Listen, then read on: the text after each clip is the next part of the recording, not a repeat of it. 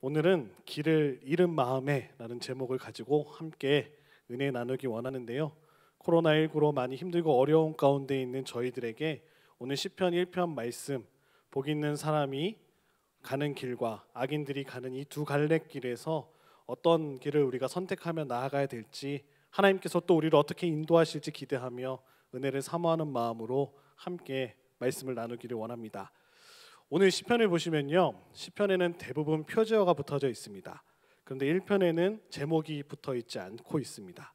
그래서 1편을 가리켜서 성경의 머릿말, 또 시편의 주제라는 말들을 학자들은 붙인다고 합니다. 그 정도로 이제 시편이 총 150편까지 있잖아요. 그 시작이니까 시편이 1편부터 무슨 이야기를 하고 있는지 저희들이 찬찬히 한번 살펴보기 원합니다. 그럼 시편 1편은 누가 썼을까요? 혹은 다윗이 썼다고 이야기하고요, 또 혹은 에스라 학자가 썼다고 이야기하기도 합니다. 오늘 시편은 우리 인생에 두 가지 길이 있음을 보여주고 있습니다. 그 길이 무엇일까요? 오늘 말씀에 읽으신 대로 의인이 가는 길과 악인이 가는 길, 이 두 갈래 길이 있음을 말씀해 주고 계십니다. 영국 스코틀랜드의 성경 주석가인 윌리엄 바클레이가요, 이런 말을 했습니다. 시편 1편에 서는 순간 모든 사람은 둘로 나뉜다. 1편 앞에 서는 순간에 의인의 길로 갈지 악인의 길로 갈지 결정이 된다라고 바클레이는 이야기했는데요. 믿음이 있는 사람의 삶과 믿음이 없는 사람의 삶이 분명하게 나뉘게 됨을 오늘 시편 1편이 이야기해주고 계십니다. 의인은 복 있는 자지만 악인은 오늘 6절에 보시니까요, 멸망을 당할 대상임을 말씀해주고 계십니다.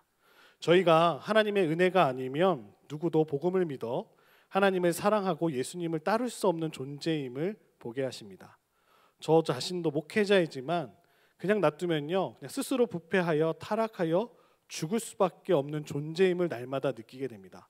내가 이런 말을 해? 이런 생각을 해?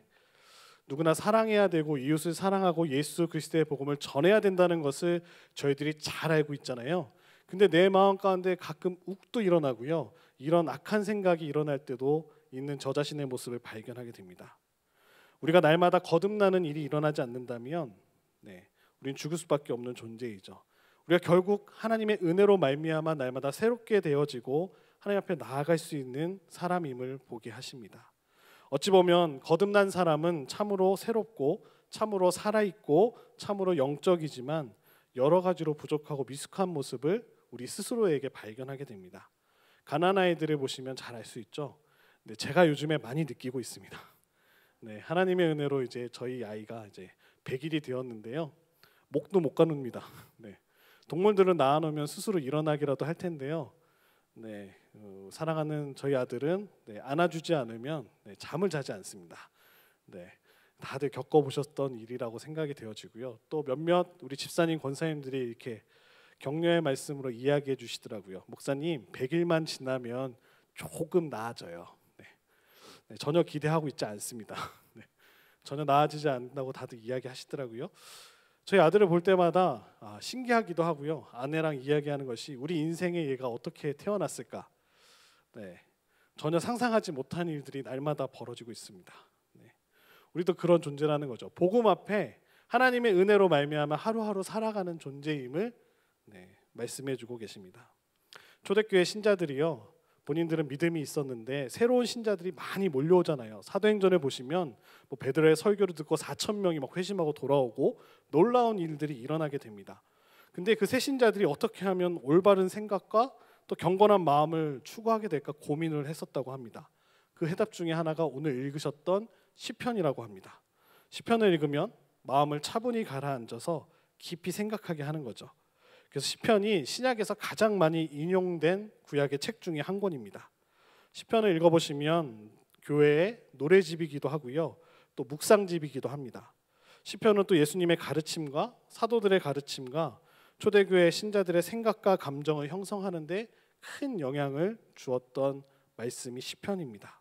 우리의 생각과 감정을 빚어내는 이 시편의 힘을 통하여 오늘 1편 말씀을 통하여 우리가 이 어려운 시기를 어떤 길로 나아가야 될지, 또 우리 삶 가운데 그 말씀이 어떻게 깊이 새겨지기를 원하며 또 하나님께서 우리가 오늘 말씀하시는 바가 무엇인지 그래서 우리 삶이 하나님 중심적이고 예수 그리스도만을 높이고 시편에서 고백하고 있는 그러한 시편의 저자들의 고백이 저희들의 삶의 고백으로 이루어지는 오늘 이 밤 되기를 축복합니다. 먼저 시편을 알기 위해서는 세 가지를 좀 알고 넘어갔으면 좋겠는데요. 시편은 과연 무엇일까 정리를 해봤습니다. 첫 번째로 보시면요, 시편은 교훈적입니다. 시편은 우리에게 교훈을 주는데요, 시편은 하나님과 사람 그리고 인생에 대한 교훈을 줍니다. 시편을 읽으면 우리는 하나님에 대해, 사람에 대해, 또 인생에 대해 알게 됨을 저희들 시편을 읽으면서 배울 수 있습니다. 세상의 모든 시가 교훈을 담고 있지는 않습니다. 그러나 오늘 저희들이 읽는 시편은 다릅니다. 시편 오늘 읽으셨던 1편만 보아도 시편은 교훈적이라는 사실을 저희들이 찾아볼 수 있겠죠. 시편 1편은 시편 전체를 보여주는 서론과 같은 말씀인데요, 특별히 시편 1편 2절에 보면 시편 전체의 시작과 출발이 어떠한지 알 수 있습니다. 화면을 보시면요, 말씀이 나와 있죠. 오직 여호와의 율법을 즐거워하여 주야로 묵상하는도다. 여기서 말하는 율법은요, 히브리어로 토라, 다들 들어보셨죠? 토라입니다. 토라의 뜻은 교훈들이라는 뜻을 갖고 있습니다.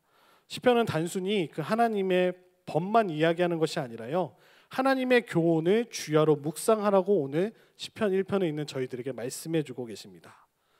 하나님의 교훈을 묵상하라는 부르심으로 시편 1편이 이제 출발하고 있는 것이죠.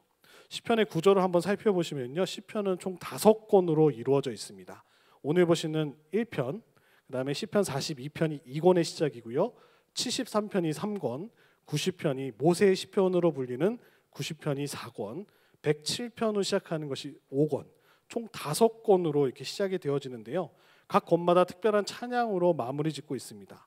그래서 학자들은 이렇게 또 생각을 했대요. 율법, 토라가 구약에 보면 모세오경이잖아요. 창세기, 출애굽기, 레위기, 민수기, 신명기 5권이 주어졌던 것처럼 시편도 5권으로 이렇게 나누어서 날마다 우리에게 주어진 교훈과 말씀으로 받아야 된다. 그래서 하나님의 교훈을 읽고 노래함을 표현하는 것이 시편이라고 또 이야기하고 있습니다.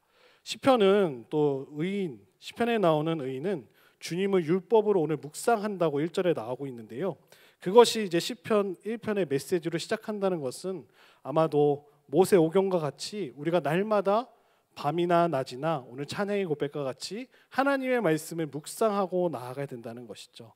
그 밖에도 시편은 하나님의 사람 또 인생의 교훈이 담겨져 있는 말씀입니다.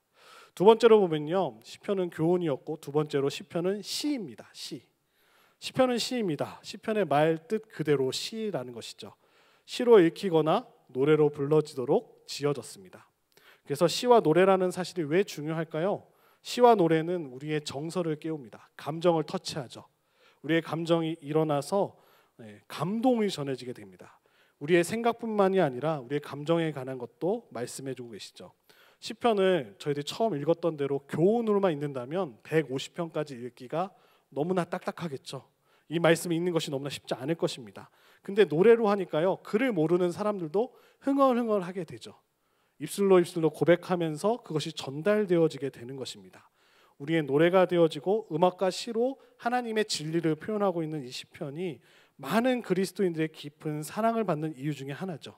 우리의 다양한 정서를 포함하고 담고 있기 때문입니다. 그래서 예를 보시면 화면에 다양한 예를 보여드릴 건데요, 좀 정리해봤습니다. 외로울 때는 이렇게 시편에서 고백합니다.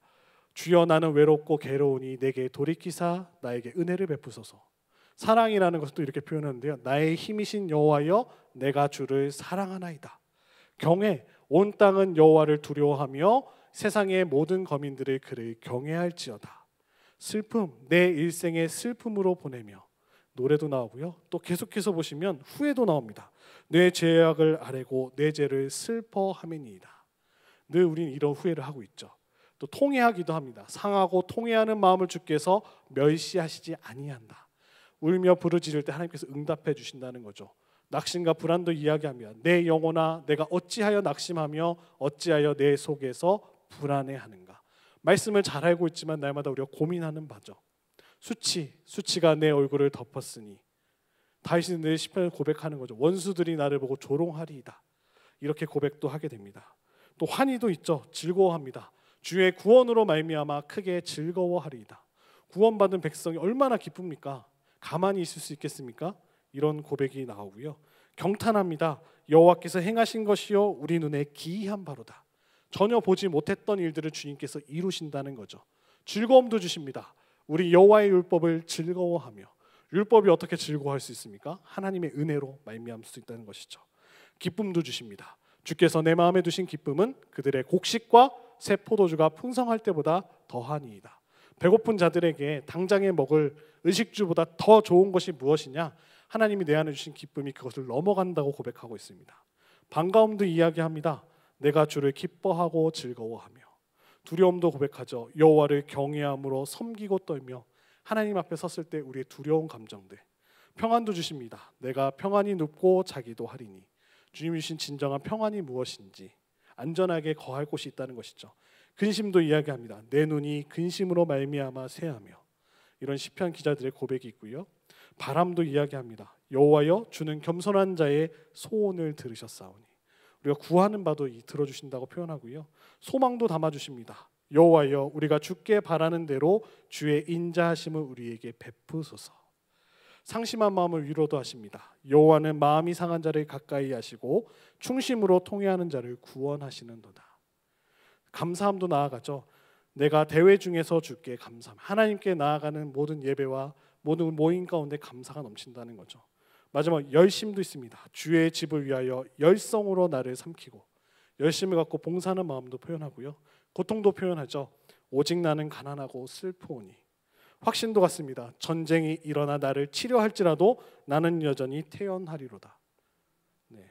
당장 전쟁의 고통 속에서도 하나님이 나를 지켜주신다라는 확신이 있었다라는 고백이 시편에 담겨져 있습니다. 이런 많은 교훈을 주기도 하시고요. 동시에 다른 어떤 책에서도 담겨져 있지 않는 우리의 마음에 있는 감정들이 담겨져 있는 책이 바로 시편입니다. 우리의 정서가 공감하도록 일깨워주는, 또 그것을 빚어가도록 계획하시는 하나님의 계획 속에 있는 말씀이 시편이죠. 그래서 시편이 원래 의도된 대로 읽고 노래한다면 그 시어 그려진 단어 하나하나로부터 우리 정서와 생각이 빚어질 수 있다는 것이죠. 시편이 놀랍죠. 그래서 매일매일 시편을 한 절 한 절씩 읽으시기를 소망합니다. 그럼 시편은 누구한테로 왔냐? 하나님께로부터 왔다는 것이죠. 첫 번째, 시편은 교훈적이고 시는 시이고요. 우리의 정서와 감정이 담겨져 있고요. 세 번째로는 시편은 하나님께로부터 왔다. 우리가 시편에 대해 알아야 될 마지막 가장 중요한 사항은 시편이 하나님의 영감으로 쓰여졌다라는 것이죠. 사람의 말뿐만 아니라요, 하나님의 말씀을 대언해주고 계십니다. 하나님의 인도하심에 쓰여져 있고요. 그 말씀이 이루어져 있다는 것이죠. 시편은 우리의 정서, 우리의 마음의 감정과 우리의 생각들을 올바른 방향으로 이끌어 가신다라는 것입니다. 왜 시편이 하나님의 영감으로 쓰였다면 우리가 신뢰하며 나아갈 수 있는가? 그것은 바로 성경에서 찾을 수 있죠. 예수님께서 말씀하셨습니다. 마가복음 12장 36절 말씀은요, 예수님께서 시편 110편 1절을 인용하시면서 이렇게 이야기하십니다. 다윗이 성령에 감동되어 친히 말하되 주께서 내 주께 이르시되 내가 내 원수를 내 발 아래에 둘 때까지 내 우편에 앉았으라 하셨도다 하였느니라. 그러니까 예수님은 다윗이 성령에 감동되어, 색깔이 노란색으로 화면에 보시면 다르게 표현되어졌죠. 이렇게 하나님의 영감으로 성령에 감동되어서 다윗도 시편을 썼다고 고백하고 계십니다. 또 요한복음 10장 35절에 보시면요, 예수님이 82편 6절을 이용하셔서 성경은 패하지 못하나니, 하나님의 말씀은 패할 수 없다, 영감으로 쓰여져 있기 때문에요. 또 요한복음 13장 18절에 보시면요, 시편 41편 9절을 인용해서 성경을 응하게 하려는 것, 말씀을 이루게 하시는 하나님의 뜻이 담겨져 있다고 고백하고 계십니다. 예수님께서는 제자들과 예수님을 따르는 모든 이들에게 시편은 신뢰할 만하고 영감으로 쓰여졌다라고 오늘 저희들에게 가르쳐주고 계십니다. 시편은 사람인 말인 동시에 하나님의 말씀이기도 합니다. 하나님이 하나님의 목적을 따라 사람을 각 시편을 통해서 나타내기도 하셨고요. 그러기에 우리가 시편을 읽고 노래할 때 우리의 생각과 감정이 하나님에 의해서 빚어진다라는 것이죠. 그래서 매일매일 암송도 하시고 읽으시는 사랑하는 여러분 되시기를 축복합니다. 시편에 관한 또 질문이 나오죠. 이 책에서 다루고 있는 우리의 생각과 감정이란 주제로 1편을 좀 깊이 살펴보면 우리에게 이러한 질문을 더하고 있습니다. 시편 기자는 왜 그렇게 생각했을까? 왜 이렇게 시작할까? 1편을 전체적인 150편의 시작을 왜 1편으로 시작할까? 본문 1, 2절에 나오고 있습니다. 1, 2절을 함께 한 목소리로 읽도록 하겠습니다. 시작. 복 있는 사람은 악인들의 꾀를 따르지 아니하며 죄인들의 길에 서지 아니하며 오만한 자들의 자리에 앉지 아니하고 오직 여호와의 율법을 즐거워하여 그의 율법을 주야로 묵상하는도다. 시편 기자는 왜 복 있는 사람은 악인의 꾀를 따르지 아니하며 죄인들의 길에 서지 아니하며 오만한 자들의 자리에 앉지 아니하고 1절의 고백과 같은 말로 시작했을까요? 그냥 악을 행하지 말아라, 죄를 범하지 말아라, 오만하게 굴지 말아라, 이렇게 단순하게 딱 명령했다면 더 편하지 않았을까요?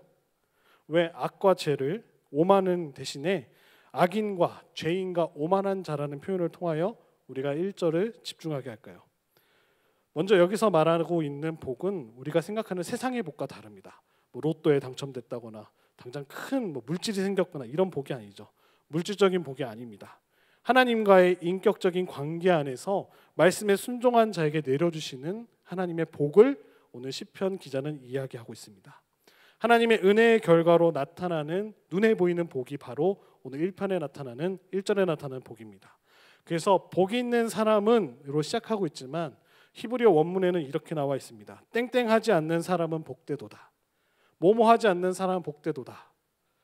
이 점에서 예수님이 말씀하셨던 마태복음 5장에 나오는 팔복과 매우 유사한 점을 찾을 수 있겠죠. 복 있는 사람은 단수로 표현되어 있습니다. 사람들이 아닙니다. 복 있는 사람 한 사람입니다. 경건한 사람을 대표하는 인물로 오늘 시편 1편 1절에는 묘사되어 있습니다. 그럼 이 복 있는 사람의 특징이 무엇일까요? 저희들이 이런 길을 가야 되는데요. 이런 사람의 특징이 무엇일까요? 첫 번째로 악인의 꾀를 쫓지 아니하는 사람입니다. 악인은 우리가 흔히 생각하는 악한 사람이 아니고요. 악한 사람을 악인이라고 이야기하지 않고요. 그냥 도덕적으로 해이한 사람, 그냥 방종하는, 세월이 흘러가듯 그냥 아무 생각 없이 사는 사람, 안 그런 척하면서 슬금슬금 몰래 죄를 짓는 사람, 이런 사람을 악한 사람이라고 시편 이야기합니다. 불경건한 모습을 가지고 있는 사람. 저는 이 말씀을 준비하면서 굉장히 찔렸습니다. 내 모습인데? 네. 우리의 모습과 너무나 비슷하다는 것을, 내가 악인이었구나. 악인의 사고는 도덕적으로 잘못된 권고를 오늘 보여주고 있죠. 악인의 꾀를 쫓지 않는다는 것은 이런 불경건한 생활 방식에서 적극적으로 피해간다는 것이죠. 네. 그런 생활 방식을 버린다는 것이죠. 또 그런 꾀 있는 자들의 말을 듣지 않는다는 것이죠. 왜냐? 그 생활부터, 삶부터 구별되어지기 때문입니다. 두 번째로 오늘 또 무엇이라고 이야기하시냐면 죄인의 길에 서지 않는 사람이 복 있는 사람이라고 이야기하십니다. 죄인의 길은 죄인의 삶의 방식, 행동으로 나타난다고 오늘 말씀해 주고 계십니다. 똑같이 세상 사람들과 똑같은 죄를 태연하게 짓죠. 죄에 대해 그만큼 무감각해졌다는 말을 오늘 이야기해 주고 계십니다. 악인을 죄인으로 간주하고 있습니다. 죄라는 것은요, 표적에서 맞지 않고 벗어났다. 신약에서는 하마르티아라는 단어로 쓰여지는데요, 관역에서 멀리 벗어났다라는 것을 죄라고 이야기합니다. 목표물에 도달하지 못했다는 것이죠. 하나님이 가라고 명령하신 그 길을 가지 못하고요, 목표에서 벗어나거나 그 전에 끊겼다라고 이야기해주고 계십니다. 또 표적을 넘어섭니다. 가라는 데까지 가지 않고 더 가버립니다. 죄인의 길은 이처럼 그리스도의 삶의 목표에서 벗어나 있음을 오늘 시편은 오늘 저희들에게 이야기해주고 계십니다. 그리스도인들은 불경건한 사람들을 믿지 않을 뿐만 아니라 이러한 자 발맞춰 나가거나 그런 일에 가담하지 않는다라고 오늘 확실하게 이야기해주고 계십니다. 오직 주님이 가르쳐 주신 길만 한 걸음 한 걸음 따라가는 사람이 복 있는 사람이라고 오늘 말씀은 저희들에게 이야기하게 주고 계십니다. 세 번째로는 오만한 자리에 앉지 아니하는 사람. 복 있는 사람의 세 번째로는 오만한 자리에 앉지 아니하는 사람입니다. 오만은 내용이 없으면서도 있는 척하는 거, 교만하는 거죠. 한마디로 잘난 척하는 사람입니다. 있는 것처럼 가장하여서 막 뻐기는 거죠. 있는 것처럼 겸손하게 보인다 할지라도 진정한 겸손이 아니라요, 그런 태도를 가지고 하나님이 취하여 하나님께서 영광 받으셔야 될 자리에 본인이 나아가는 겁니다. 그 자리를 하나님 대신 그 자리에 자기가 앉는다는 것이죠.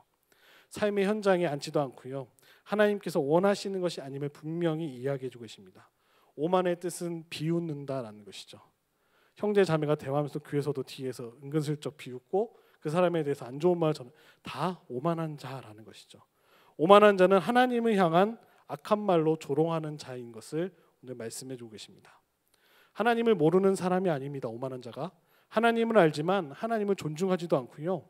우리가 지으신 목적이 하나님을 영화롭게 하기 위해 우리를 지으셨는데 우리의 목적대로 하지도 않고 하나님을 영화롭게 하지도 않는 사람이 오늘 시편 1편에서는 오만한 자라고 이야기합니다. 그래서 결국엔 하나님을 떠나 있습니다. 오만한 자의 자리에 앉지 않는 것은 주님을 조롱하는 자와 함께하지 않는다라는 것을 이야기합니다. 악한 자하고는 같이 앉지도 말라 하셨던 그 말씀을 따라 나아가는 것이죠. 1절은 그 악한 꾀와 악한 길과 악한 자리, 우리의 사고와 행위와 삶의 현장을 오늘 이야기해 주고 계신다는 거죠. 믿는 사람은 악한 자를 쫓거나 악한 자와 함께 서거나 악한 자가 앉는 자리에 함께 앉지 않는다라는 것이죠. 우리가 사고하고 행동하는 모든 것들을 다 표현하는 것이죠. 모든 것이 악인과 함께하지 않는다. 이런 사람이 오늘 복 있는 사람이라고 이야기하십니다. 시편 기자는 또 대조하고 있는 것이요. 어찌 보면 그냥 이분법적으로 악과 의, 흑백 논리로 비교해 주는 것이 아니라 오늘 우리에게 어떤 영향을 미치는지 또 다른 영향이 무엇인지 이야기해 주고 있습니다. 그래서 이렇게 질문하는 것이죠. 당신의 생각과 감정이 악인과 죄인과 오만한 자에 의해 빚어지게 할 것인가? 아니면 주님의 교훈에 의해 빚어지게 할 것인가? 오늘 시편 기자는 저희들에게 질문하고 있는 것이죠. 우리의 생각이 누구에 의해서, 우리의 감정이 누구에 의해서 빚어지게 할 것인가? 시편 기자가 1절에 이렇게 쓴 이유는 아마도 2절과 대조하기 위해서 쓴 것 같습니다. 2절의 말씀을 보시면 오직 여호와의 율법을 즐거워하여 그의 율법을 주야로 묵상하는도다. 네, 이게 바로 복받는 길임을 오늘 말씀해 주고 계십니다. 누구도 의무감 때문에 악인의 길을 따르지 않습니다. 누구도 의무감 때문에 죄인의 길에 서지 않습니다. 누구도 의무감 때문에 오만한 자의 자리에 앉지 않습니다. 우리가 스스로 원해서 꾀를 따르고요. 우리가 스스로 원해서 죄인의 길에 서고요. 우리가 스스로 원해서 오만한 자리에 앉고 있지 않는지 생각해 보게 하십니다. 우리는 그들을 따르기 원하는 이유가 굉장히 매력적이죠. 세상 사람들이 다 가는 그 길, 넓은 길로 보이는 좁은 길이 아닌 모두가 가는 그 길로 우리를 나아가게 하는 것이죠. 어찌 보면 세상 사람들이 가장 즐거워하는 방식으로 세상 사람들이 말하는 지혜로운 길이라고 이해하게 하는 그 길을 우리는 알지 못한 채 동의하고 따라가고 있는 것은 아닌지, 세상적인 것에 대한 우리의 갈망이 우리를 오만한 자의 자리에 앉게 하진 않는지, 우리의 시선이 어디를 향하고 있는지 날마다 살펴봐야 된다는 것을 깨닫게 하십니다. 세상적인 것과 세상 사람들의 방식을 바라봄으로 이 모든 것들이 시작된다는 것이죠. 우리의 마음을 어지럽히는 것들, 우리가 뒤쫓고 있는 헛된 약속들에 세상이 말하는 것들에 귀 기울이며 그 방식대로 살아가게 한다는 것이죠. 그것을 바라보게 한다는 것이죠. 너무 많이 생각하게 함으로써 그것들을 기쁘게 한다는 것이죠. 세상 사람들의 꾀를 따르게 하고 그들의 길에 서고 그들의 길에 자리에 앉게 만드는 세상 사람들을 너무나 똑같이 닮아가고 있는 모습이 저희들의 모습이 아닌지 생각해 보게 하십니다. 네 번째로는요, 2절 말씀대로 여호와의 율법을 즐거워하여 그 율법을 주야로 묵상하는 사람이 복되다라고 이야기하십니다. 여호와의 율법, 하나님의 모든 말씀을 기뻐하신다고 이야기하십니다. 모세의 율법에 국한된 것이 아니라 성경의 66권의 모든 말씀으로 하나님께서 기뻐하게 하신다는 거죠. 율법을 즐거워한다는 것은 세상의 기쁨이 아니라 하나님의 말씀이 우리 자신의 기쁨으로 삼는 것을 오늘 2절이 고백하고 있습니다. 하나님의 말씀을 아주 소중히 여기고 늘 가까이 하고 기뻐하면서 그 말씀이 바로 내 삶의 기준으로 삼는다는 것입니다. 2절에서 이야기하는 것은요, 의무, 복종이 아닙니다. 이렇게 해라가 아니죠. 즐거움과 묵상으로 언급하고 계십니다. 여호와의 율법을 즐거워하고 그 율법을 주야로 묵상한다. 하라고 명령하시지 않았습니다. 이렇게 살아가야 된다는 것이죠. 세상의 헛된 즐거움에 맞설 수 있는 유일한 소망은 하나님의 진리, 하나님의 말씀이 주시는 영원한 즐거움인 줄로 믿습니다. 세상이 줄 수 없는 그 소망과 즐거움이 바로 이 말씀 속에 담겨져 있다는 것이죠. 하나님의 진리가 주는 그 영원한 즐거움도 우리의 마음을 주야로 하나님 말씀에 둠으로써 깨달아 알 수 있다는 것을 말씀해 주고 계십니다. 그 말씀을 주야로 묵상하게 하십니다. 묵상의 히브리어 뜻은 작은 소리로 읊조린다, 작은 소리로 읊조린다라는 뜻을 갖고 있습니다. 묵상은 하나님의 말씀이 우리의 매일의 삶에 적용하는 길로 나아가는 첫 번째 걸음입니다. 묵상은 우리를 하나님께 더 가까이 나아가게 하고요, 묵상하면 할수록 하나님의 말씀으로 인하여 우리 마음이 더욱더 기쁨이 넘친다라고 오늘 고백하고 있습니다. 우리는 묵상하면 그냥 혼자 생각하시기에 조용한 장소를 정하는 것도 맞긴 하지만 명상을 하거나 아니면 도인들처럼 수련하거나 마음의 평정을 찾는 것이라고 생각하기도 쉬운데요, 성경이 말씀하고 계시는 묵상은 그런 게 아니죠. 묵상이 무엇이냐? 하나님의 말씀을 조용히 생각하라는 것이죠. 조용히 읊조리라고 말씀하고 계십니다. 하나님이 왜 이 말씀을 하셨을까? 하나님이 과연 무엇을 원하고 계시는가? 이같이 묻고 그 말씀을 우리의 삶에 적용하게 된다면 주야로, 마치 소가 그 먹는 풀을 되새김질하는 것과 같이, 여물을 되새김질하는 것 같이 한번 입에 넣은 말씀으로 끝나는 것이 아니라 시간이 있을 때마다 하나님의 말씀을 끄집어내서 되새김질 해주는 것처럼 그 말씀을 자꾸 생각하고 소화시켜야 된다는 것이죠. 성경을 몇 번 읽은 것도 참 중요합니다. 많이 읽은 것도 중요합니다. 근데 그것보다 더 중요한 것이 무엇이냐면요, 많이 읽은 것으로 끝나면 아무런 의미가 없다는 것이죠. 말씀을 생각하고 또 생각하는 되새김질이 중요하다는 것이죠. 한번 읽었던 것, 한번 받는 것을 끝나지 않고요, 자꾸만 되새김질 하시라는 거죠. 우리가 흔히 이 말씀은 내가 잘 아는 말씀이야, 그런 생각을 버리라고 오늘 이야기해 주고 계시는 겁니다. 너무나 잘 아는 말씀이야. 그러면 우리의 선입견과 편견이 생겨서요, 그런 분도 계시더라고요. 그날 주보를 받으시고 딱 본문을 보시고, 목사님 오늘 이런 말씀 하시겠네. 본인이 벌써 결론을 다 내리고 계세요. 네. 그러시면 절대 안 된다는 거죠. 이 말씀이 오늘 나에게 어떤 레마의 말씀이 될까? 하나님께서 오늘 말씀을 통하여 나에게 어떤 은혜를 주실까? 기대하는 마음을 갖고 예배를 드리시는 분과, 딱 성경을 펴놓고 본문을 딱 보고 이 본문 어떻게 하시겠네? 누가 더 은혜를 받을까요? 오늘 말씀을 묵상하고 복이 있는 사람이 어떤 사람일까요? 말씀을 받고 기대하는 마음을 가지고 우리가 좋은 밭이 되어서 하나님의 말씀을 사모하는 자에게 은혜를 주시지 않을까요?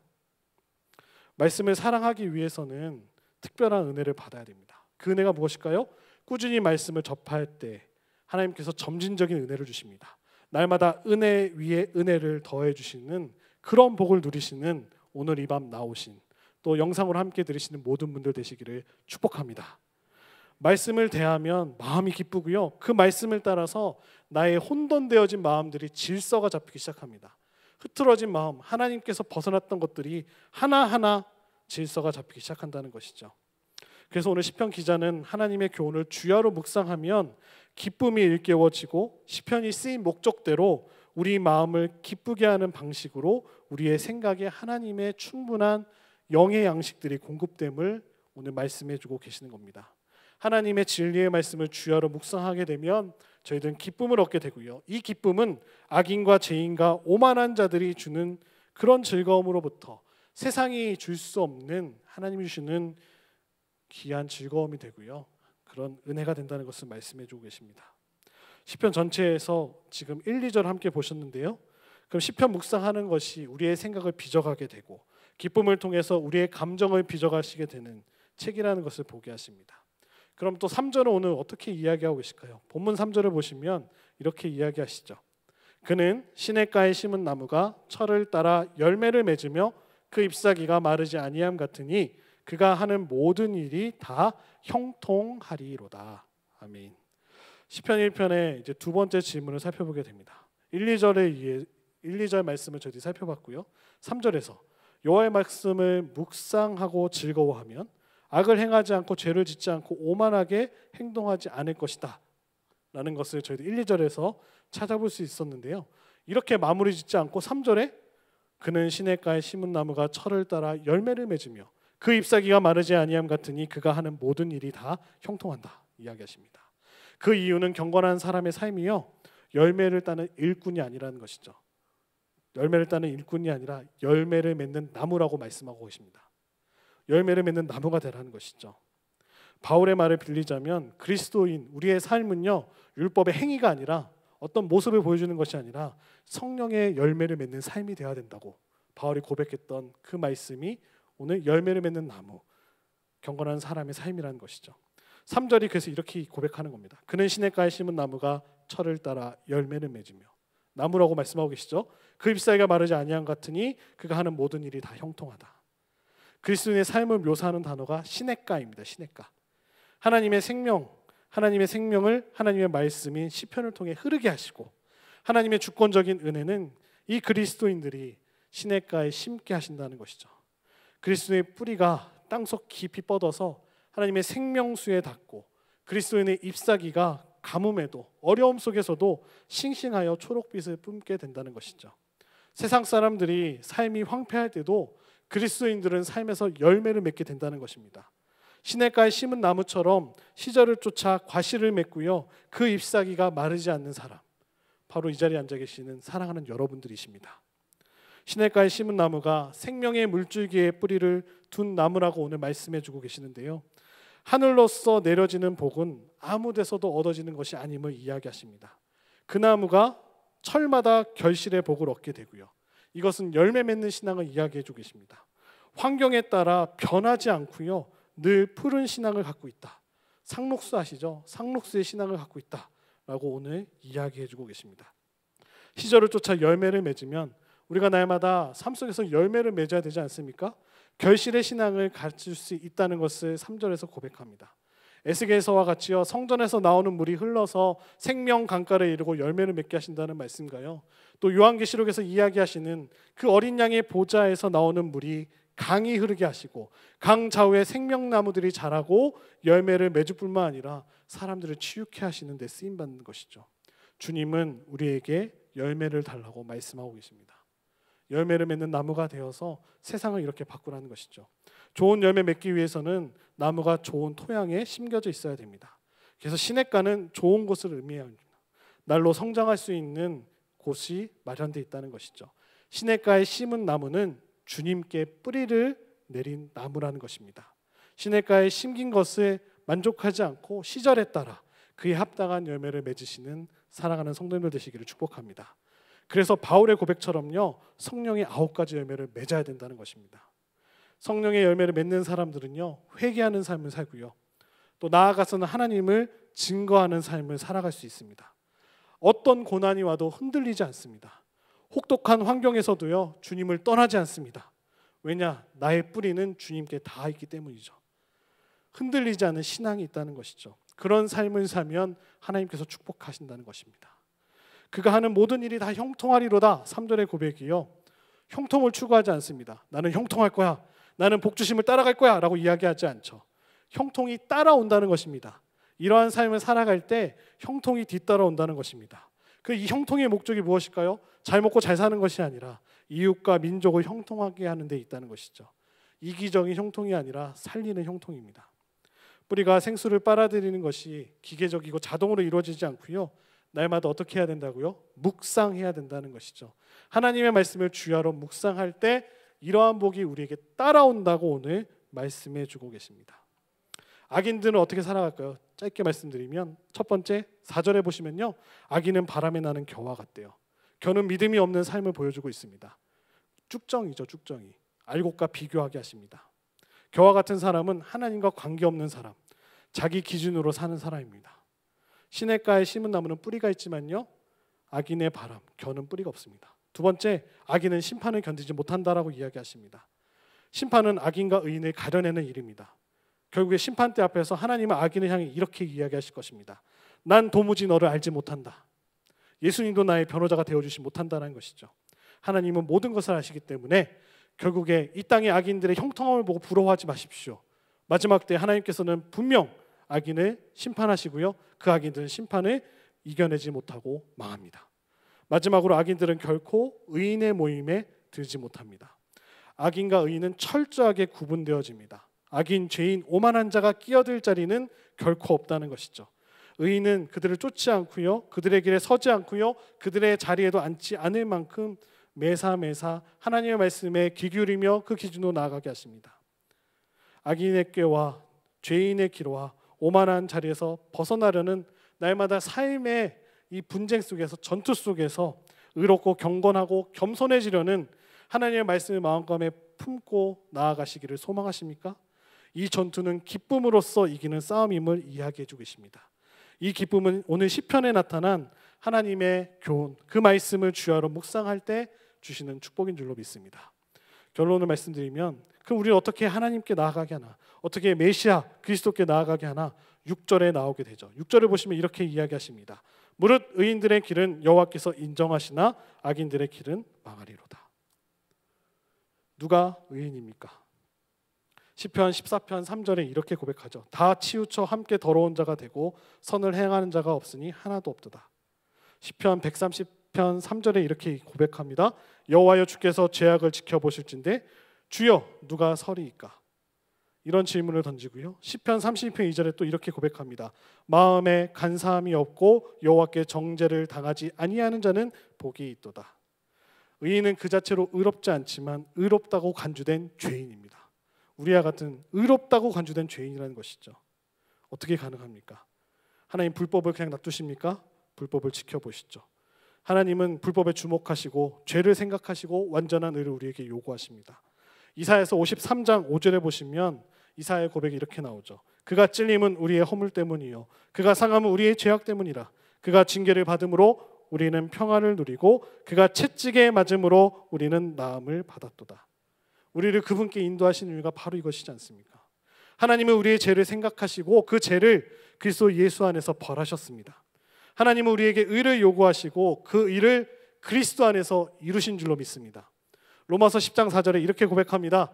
그리스도는 모든 믿는 자에게 의를 이루기 위하여 율법에 뭐가 됐다고요? 마침이 되셨다. 이 복음의 진리가 우리 삶의 뿌리로 흘러들어오는 생수의 중심인 줄로 믿습니다. 저희들이 오늘 1편 말씀을 읽고 나가실 때, 우리가 1편을 노래하며 나갈 때 이 복음의 진리가 주야로 묵상하게 되고요, 이것이 우리에게 가장 큰 기쁨의 구원이 될 줄로 믿습니다. 사랑하는 여러분, 복음이 넘치는 생명의 강물 속으로 나아가시기 바랍니다. 길을 잃어버린 우리의 마음에 이 두 갈래 길에서 어떤 선택을 하시겠습니까? 복 있는 사람의 길을 선택하시며 나아가시기를 소망합니다. 골로새서 2장 6절 7절에 바울은 고백하죠. 너희가 그리스도 예수를 주로 받았으니 그 안에서 행하되 그 안에 뿌리를 박으며 세움을 입어 교훈을 받은 대로 믿음에 굳게 서서 감사함을 넘치게 하라. 이러한 고백이 넘치시는 사랑하는 성도님들의 삶이 되시기를 축복합니다. 이 시편 말씀을 가지고요, 오늘 갈라디아서 5장 22절과 23절에 나오는 바울이 말한 9가지 성령의 열매 함께 읽고 마치도록 하겠습니다. 읽겠습니다. 시작. 오직 성령의 열매는 사랑과 희락과 화평과 오래 참음과 자비와 양성과 충성과 온유와 절제니 이 같은 것을 금지할 법이 없느니라. 예수 그리스도를 드높이는 성령의 열매를 맺으시는 하나님이 우리의 생각과 감정을 날마다 빚어가시기를 축복합니다.